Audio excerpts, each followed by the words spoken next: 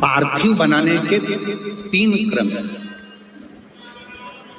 पार्थिव बनाने के 3 क्रम है। पार्थिव शिवलिंग का जो निर्माण करा जाता है उसके 3 क्रम। रोग की मुक्ति के लिए अगर पार्थिव बनाया जाता है तो उस मिट्टी में थोड़ा सा जल और थोड़ी सी दुर्वा का पानी उस मिट्टी के अंदर डाला जाता है। अगर कोई बीमारी है, वो बीमारी नहीं जा रही, पार्थिव के 3 क्रम बने।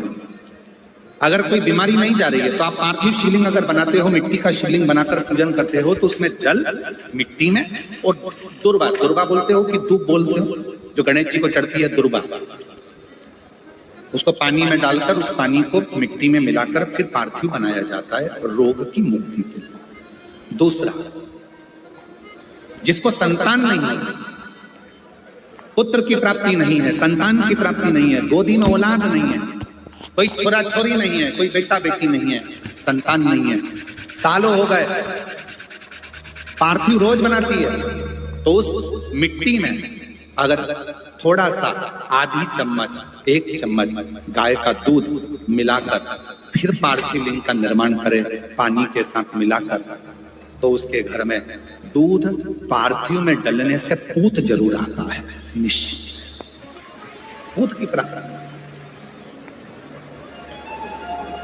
पार्थिव में मिट्टी के अंदर अगर आधी चम्मच भी गाय का दूध डाला, पानी डाला और पार्थिव शिवलिंग का निर्माण करा, जिसकी औलाद नहीं है, तो वो पार्थिव अगर बना रहा है, पार्थिव का निर्माण कर रहा है, उसका नियम है कि हर प्रदोष को, सोमवार को या सोमवार की अष्टमी को या कभी ना कभी उसका मन करता है तो पार्थिव लिंग का निर्माण करता है। अगर पूत नहीं है तो दूध का प्रयोग करे। तो दूध अगर पार्थिव में मिट्टी में डाला जाए, आधी चम्मच, 1 चम्मच और पानी के साथ मिलाकर जब पार्थिव शिवलिंग का पूजन करते हैं, उसको बनाकर पार्थिव बनाने के बाद जब उसका पूजन करते हैं, तो वो दूध हमारे घर में पूत जरूर देते हैं।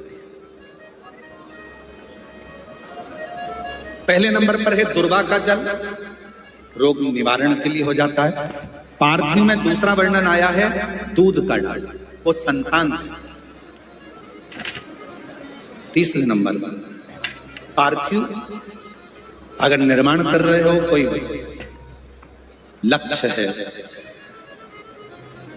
मेरा यह काम है वो पूरा नहीं हो रहा, बहुत दिन से अटक रहा, बाबा पूरा करना है, तो पार्थिव में चंदन घिस के, चंदन को घिसकर उसका थोड़ा सा भाग पानी मिट्टी में डालकर फिर पार्थिव का निर्माण करा जाता है, पूजन करी जाती है। तो जो तुम्हारा लक्ष्य है उस लक्ष्य तक बाबा तुम्हें पहुंचा कर ही रहेगा। पार्थिव निर्माण के कुछ क्रम है।